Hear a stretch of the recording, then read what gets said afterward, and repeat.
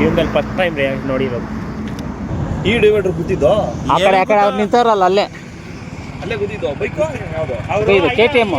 ಅವ್ರು ಈ ಕಡೆ ಬರಂಗೇ ಇಲ್ಲ, ಅಲ್ಲೇ ತಗೊಳ್ಬೇಕಾಗಿತ್ತು. ಅವ್ರು ಈ ಕಡೆ ಮುಂದಕ್ಕೆ ಬಂದವ್ರು ಸುಮ್ಮನೆ. KTM ಬೈಕು ಫುಲ್ ಫಾಸ್ಟಾಗಿ ಬಂದು ಆ ಡಿವೈಡ್ರ್ ಹೊಡೆದ್ರು. ಹಂಗೆ ತಲೆ ಅಂತೂ ಛಿದ್ರ ಆಗ್ಬಿಟ್ಟದೆ.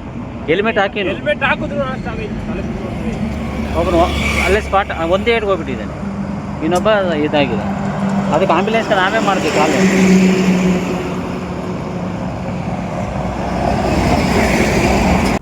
ಹಾಯ್ ಫ್ರೆಂಡ್ಸ್, ನಮ್ಮ ಕ್ರಿಕೆಟ್ ಟೀಮ್ ಅವರು ರಾತ್ರಿ ಒಂದು ತಾಸು ಕೊಟ್ಟಿದ್ದಾರೆ ನಮಗೆ. ಬೆಳಿಗ್ಗೆ ಅಷ್ಟೊತ್ತಿಗೆ ಎದ್ದು ಹೊಸಕೋಟೆ ದಮ್ ಬಿರಿಯಾನಿ ತರಬೇಕಂತ. ಇವಾಗ ಬೆಳಿಗ್ಗೆ ಆಲ್ರೆಡಿ 3:15 ಆಗಿದೆ ಫ್ರೆಂಡ್ಸ್ ಟೈಮು. ನಾವು ಇವಾಗ ಬಿಡ್ತಾ ಇದ್ದೀವಿ ದೊಡ್ಡಬಳ್ಳಾಪುರ ಬಿಟ್ಟು. ಅವಾಗೆ ಸ್ವಲ್ಪ ಮುಂದಕ್ಕೆ ಬಂದಿದ್ದೀವಿ. ಇದು ಇದು ಹೈದ್ರಾಬಾದ್ ಹೈವೇ ಹತ್ರ ಬಂದಿದ್ದೀವಿ, ದೇವನಹಳ್ಳಿಯಲ್ಲಿ. ಇಲ್ಲಿಂದ ಇವಾಗ ಹೊಸಕೋಟೆ ದಮ್ ಬಿರಿಯಾನಿ ತರಕ್ಕೆ ಹೋಗ್ತಾ ಇದ್ದೀವಿ. ಬರ್ರಿ ಫ್ರೆಂಡ್ಸ್, ಅಲ್ಲೆಲ್ಲ ರಿವ್ಯೂ ಕೇಳ್ತೀವಿ, ಎಲ್ಲ ನೋಡಿ ಫ್ರೆಂಡ್ಸ್. ಹಿಂದೆ ಮುಂದೆ ಯಾರೂ ಇಲ್ಲ ಫ್ರೆಂಡ್ಸ್ ಇಲ್ಲಿ. ನಾವು ಬಿಟ್ಟು ಹಿಂದೆ ನೋಡಿದ್ರೆ ಫುಲ್ ಖಾಲಿ ಇದ್ರು. ಬೆಳಿಗ್ಗೆ ಬಂದರೆ ಚೆನ್ನಾಗಿರುತ್ತೆ ಫ್ರೆಂಡ್ಸ್. ವಾತಾವರಣ ಎಲ್ಲ ಚೆನ್ನಾಗಿದೆ ನೋಡ್ರಿ, ತುಂಬ ಚೆನ್ನಾಗಿದೆ ವಾತಾವರಣ. ಯಾರೂ ಇಲ್ಲ, ಯಾರು ಪೊಲೀಸರು ಇಲ್ಲ, ಏನಿಲ್ಲ.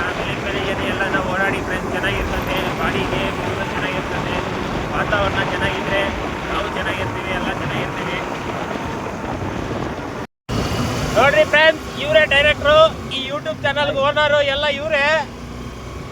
ಇವಾಗ ಓದ್ತಾ ಇದ್ದೀವಿ ಫ್ರೆಂಡ್ಸ್, ಗಾಡಿಯಲ್ಲಿ ಯಾರೂ ಇಲ್ಲ ಈ ದಾರಿಯಲ್ಲಿ.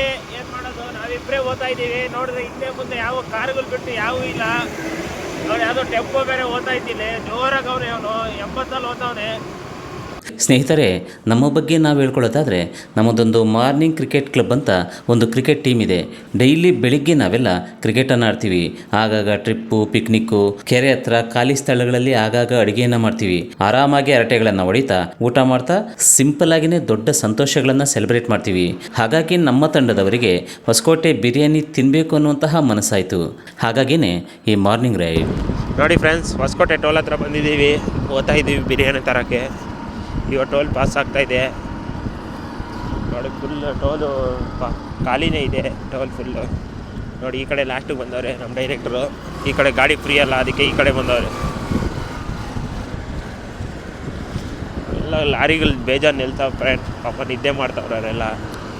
ಅವ್ರನ್ನ ಹೋಗಿ ಎಬ್ಬರ್ಸೋಣ ಅಂದ್ಕೊಂಡಿದ್ದೀವಿ, ಪಾಪ ಬಿರಿಯಾನಿ ಕರ್ಕೊಂಡು ಹೋಗೋಣ ಅಂತ. ನೋಡಿ ಗಾಡಿ ನೋಡಿ ಫ್ರೆಂಡ್ಸ್, ಎಲ್ಲ ಫುಲ್ಲು ಮಧ್ಯ ದಾರಿಯಲ್ಲಿ ಹಾಕವ್ರೆ. ಪಾಪ ಅವ್ರ ಕಷ್ಟ ಅವ್ರಿಗೆ ಇರ್ತತಿ, ಅವ್ರು ಏನು ಪಾಪ ಕಷ್ಟದಲ್ಲಿ ಇರ್ತಾರೆ, ಹಾಕಿರ್ತಾರೆ. ಅವೆಲ್ಲ ನಾವು ಯೋಚನೆ ಮಾಡಬೇಕು, ಬೈಕೊಂಬೇಡ್ದು. ಅವ್ರ ಕಷ್ಟ ಅವ್ರದ್ದು ಎಷ್ಟಿರ್ತಾವೋ ಯಾರಿಗೆ ಗೊತ್ತು.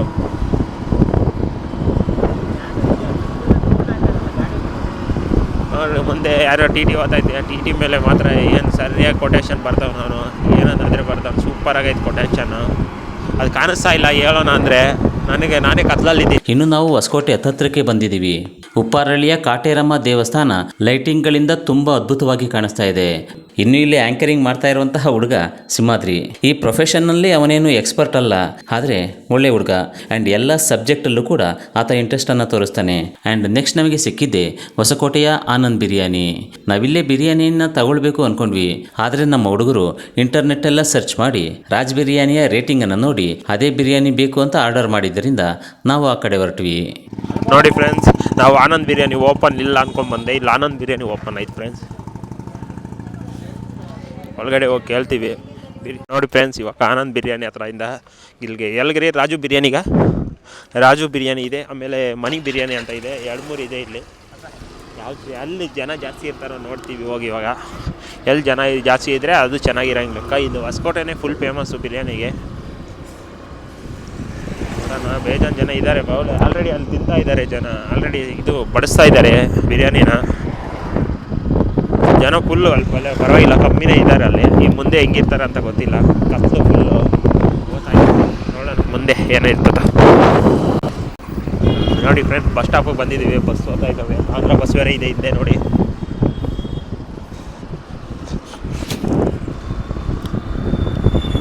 ನಮ್ಮ ಡೈರೆಕ್ಟ್ರು ಅಲ್ಲಿ ರಾಜು ಬಿರಿಯಾನಿ ಹತ್ರ ಹೋಗೋಣ ಅಂತ ನಮ್ಮ ಕ್ರಿಕೆಟ್ ಟೀಮ್ ಅವ್ರು ಹೇಳಿರೋದು. ನಮ್ಗೆ ರಾಜು ಬಿರಿಯಾನಿಯಲ್ಲಿ ತರಬೇಕು ಅಂತ ಹೇಳೋರಿ. ಆದರೂ ಅವರು ಆನಂದ್ ಬಿರಿಯಾನಿದಲ್ಲಿ ಒಂದು ಸರಿ ತಿಂದವ್ರಂತ, ಸಖತ್ತಾಗಿದೆ ಅಂತ ಹೇಳೋರಿ. ಅದು ಆನಂದ್ ಅವ್ರು ಮುಚ್ಚೋಗಿದೆ ಅಂತ ಹೇಳಿದ್ರು. ಇಲ್ಲಿ ನೋಡಿದ್ರೆ ಓಪನ್ ಇದೆ, ಅದು ರಾಜು ಬಿರಿಯಾನಿ ಆನಂದ್ ಅವರೇ ಅಂತ ಹೇಳಿದ್ರು. ಅದಕ್ಕೆ ಅಲ್ಲೇ ಹೋಗ್ತಾ ಇದ್ದೀವಿ ನಾವು. ನೋಡಿ ಫ್ರೆಂಡ್ಸ್, ರಾಜು ದಮ್ ಬಿರಿಯಾನಿಗೆ ಬಂದಿದ್ದೀವಿ.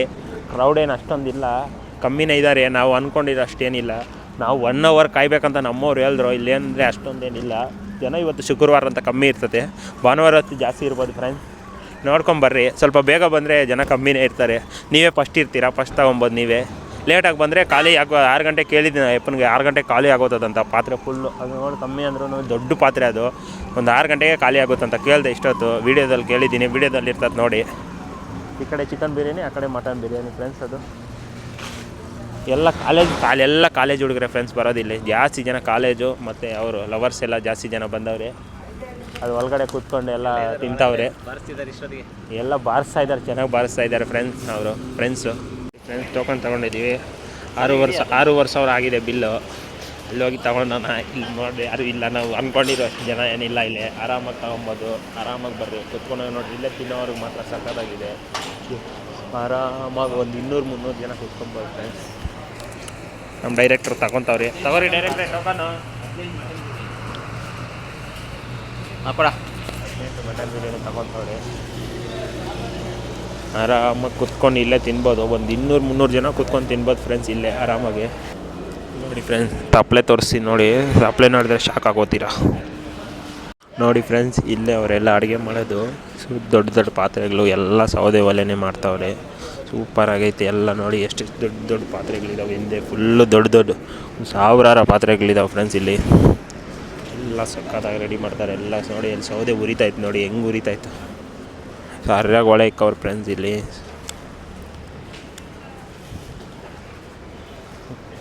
ನೋಡಿ, ಇದು ಚಿಕನ್ನು, ಇದು ಮಟನ್. ನೋಡಿ ಫ್ರೆಂಡ್ಸ್, ಇವೆಲ್ಲ ನಮ್ಮದೇ. 18 ಮಟನ್ ಬಿರಿಯಾನಿ ನಮ್ಮದೇ.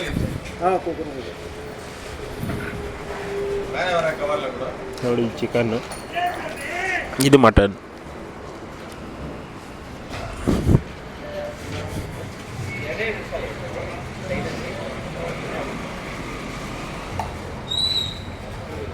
ಎಲ್ಲ ಒಂದು 6 ಗಂಟೆಗೆ ಖಾಲಿ ಆಗುತ್ತಲ್ಲ ಇದು.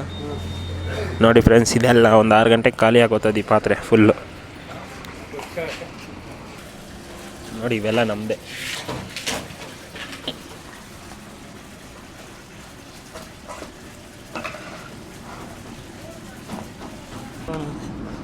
ನಮ್ಮ ಡೈರೆಕ್ಟ್ರು ಫುಲ್ ಪಾರ್ಸಲ್ ಮಾಡಿಸ್ತಾ ಇದ್ದಾರೆ. ಅಲ್ಲ 10 ಆಗಿದೆ, ಇನ್ನು 8 ಮಾಡಬೇಕು. ಇವು 4 ಮಾಡಬೇಕಿದೆ.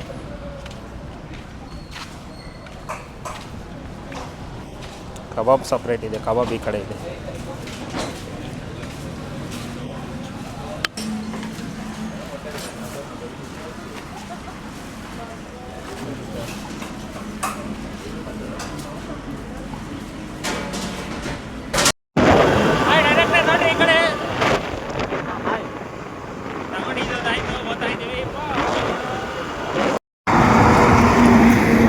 ನನ್ನ ಜೀವನದಲ್ಲಿ ಫಸ್ಟ್ ಟೈಮ್ ನೋಡಿರೋದು.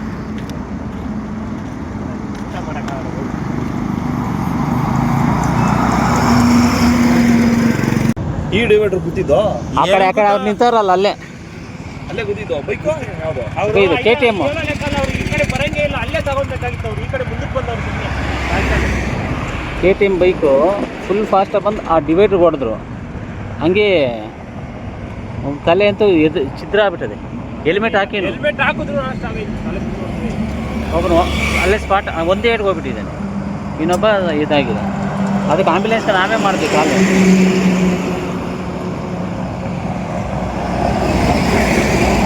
ಫ್ರೆಂಡ್ಸ್, ಇನ್ನು ಈ ಹಿಂದೆ ನಡೆದಿದ್ದು ತುಂಬ ಭಯಾನಕವಾದಂಥ ಘಟನೆ. ನಾನು ಮತ್ತು ಸಿಂಹಾದ್ರಿ ಹೊಸಕೋಟೆ ಕಡೆಯಿಂದ ದೊಡ್ಡಬಳ್ಳಾಪುರದ ಕಡೆ ಬರ್ತಾ ಇದ್ವಿ. ಆ ಟೈಮಲ್ಲಿ ದೇವನಹಳ್ಳಿ ಹತ್ರ ಬ್ರಿಡ್ಜನ್ನು ಹತ್ಬೇಕಾದ್ರೆ ನಮ್ಮ ಹಿಂದೆ ಒಂದು 50 ಮೀಟರ್ ದೂರದಲ್ಲಿ ಸ್ಪೀಡಾಗಿ ಬರ್ತಾ ಇದ್ದಂತಹ ಒಂದು KTM ಬೈಕ್ ಬಲಗಡೆ ಇದ್ದಂತಹ ಡಿವೈಡರ್ಗೆ ಡಿಕ್ಕಿ ಹೊಡಿತು. ಆ ಟೈಮಲ್ಲಿ ರೈಡ್ ಮಾಡ್ತಾ ಇದ್ದಂಥ ಹುಡುಗ ನೇರವಾಗಿ ಡಿವೈಡರ್ಗೆ ಡಿಕ್ಕಿ ಹೊಡೆದು ಪಕ್ಕಕ್ಕೆ ಬಿದ್ದೋದ. ಮತ್ತು ಬೈಕಲ್ಲಿ ಹಿಂದೆ ಕೂತ್ಕೊಂಡಿದ್ದಂಥ ಹುಡುಗ ಕೂಡ ರಸ್ತೆ ಮಧ್ಯದ ಡಿವೈಡರ್ನಲ್ಲಿದ್ದಂತಹ ಆ ಗಿಡಗಳ ಪೊದೆಗಳಲ್ಲಿ ಸೇರ್ಕೊಂಡ್ಬಿಟ್ಟ. ನಾವು ಸುತ್ತ ನೋಡಿದ್ವಿ, ಯಾರು ಕೂಡ ಇಲ್ಲ. ಸರಿ, ನಮ್ಮ ಗಾಡಿಯನ್ನು ಪಕ್ಕಕ್ಕೆ ಹಾಕಿ ಅಲ್ಲಿ ಓಡೋದ್ವಿ. ಆದರೆ ಒಬ್ಬ ಹುಡುಗ ಮಾತ್ರ ಉಸಿರಾಡುವಂತಹ ಪರಿಸ್ಥಿತಿಯಲ್ಲಿ ಇರಲಿಲ್ಲ. ಮತ್ತು ಹಿಂದೆ ಕೂತ್ಕೊಂಡಿದ್ದ ಹುಡುಗನಿಗೆ ಅಷ್ಟೇನು ಗಾಯಗಳಾಗಿರಲಿಲ್ಲ, ಅಥವಾ ಒಂದು ಸ್ವಲ್ಪ ಹುಷಾರಾಗಿದ್ದ. ಆಮೇಲೆ ನಾವು ಆಂಬ್ಯುಲೆನ್ಸ್ಗೆ ಕಾಲ್ ಮಾಡಿದ್ವಿ. ಅಷ್ಟರಲ್ಲಿ ಒಂದು 4-5 ಜನ ಬಂದರು. ಅವರು ಕೂಡ ಆಂಬ್ಯುಲೆನ್ಸ್ಗೆ ಕಾಲ್ ಮಾಡಿದ್ರು. ಮತ್ತು ಆಂಬ್ಯುಲೆನ್ಸ್ ಕೂಡ ಫೋನ್ ಮಾಡಿದ ಒಂದು 10 ನಿಮಿಷಕ್ಕೆಲ್ಲ ಬಂತು. ಗಾಯಗೊಂಡು ಬಿದ್ದಿದ್ದಂಥ 2 ಹುಡುಗರನ್ನು ಕೂಡ ಅಲ್ಲಿಂದ ಸಾಗಿಸಿಕೊಂಡು ಹಾಸ್ಪಿಟಲ್ಗೆ ಹೋದ್ರು. ಆದರೆ ಬೆಳಗಿನ ದೃಶ್ಯ ಮಾತ್ರ ನಮ್ಮ ಮನಸ್ಸುಗಳನ್ನ ಕಡಿದು ಹಾಕಿತ್ತು. ಇನ್ನು ಕೆಲವು ಜನ ಅಲ್ಲಿಗೆ ನೋಡೋದಕ್ಕೆ ಬಂದಂಥವ್ರು, ಒಬ್ಬ ಸ್ಪಾಟ್ ಆಗಿಬಿಟ್ಟಿದ್ದಾನೆ, ಏನು ಮಾಡೋದಕ್ಕಾಗಲ್ಲ, ಅವ್ರ ದುರದೃಷ್ಟ ಅಂದ್ಕೊಂಡು ಎಲ್ಲ ಹಾಗೇನೆ ಹೊರಟೋದ್ರು. ಪಾಪ ಎಲ್ಲೋ ಕೆಲಸ ಮಾಡ್ತಾ ಇದ್ದು ಧರ್ಮವರಂ ಕಡೆ ಹೋಗ್ತಾ ಇದ್ದಂಥ ಹುಡುಗರು, ಆದರೆ ಅನ್ಯಾಯವಾಗಿ ಒಬ್ಬ ಹುಡುಗ ಜೀವ ಬಿಟ್ಬಿಟ್ಟ. ಹಾಗಾಗಿ ಯಾರೇ ಗಾಡಿಗಳನ್ನು ಓಡಿಸಿದ್ರು ಕೂಡ ದಯವಿಟ್ಟು ನಿಮ್ಮ ಸ್ಪೀಡು ಒಂದು ಲಿಮಿಟಲ್ಲಿರಲಿ.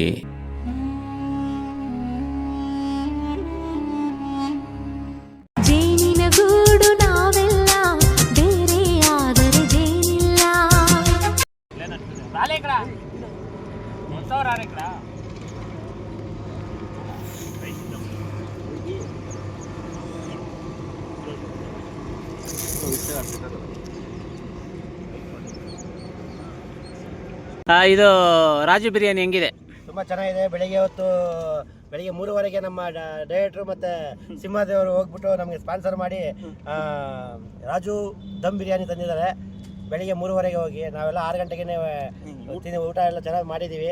ತುಂಬ ಚೆನ್ನಾಗಿತ್ತು. ಎಲ್ಲ ನೋಡಿ, ಒಂದು ಸ್ವಲ್ಪನೂ ಬಿಟ್ಟಿಲ್ಲ, ಎಲ್ಲ ಖಾಲಿ ಮಾಡಿದ್ದಾರೆ ನಮ್ಮ ಹುಡುಗರು. ಟೋಟಲ್ ಒಂದು 20 ಬಾಕ್ಸ್ ತಂದಿದ್ರು, ಎಲ್ಲ ಖಾಲಿ ಆಗಿದೆ. ಅದನ್ನು ಅರಸ್ಕೊಂಡು ಸ್ವಲ್ಪ ಸ್ವೀಟ್ ಕುಡಿತಾ ಇದ್ದೀವಿ. ಎಲ್ಲ ಟ್ರೈ ಮಾಡಿ, ಚೆನ್ನಾಗಿದೆ.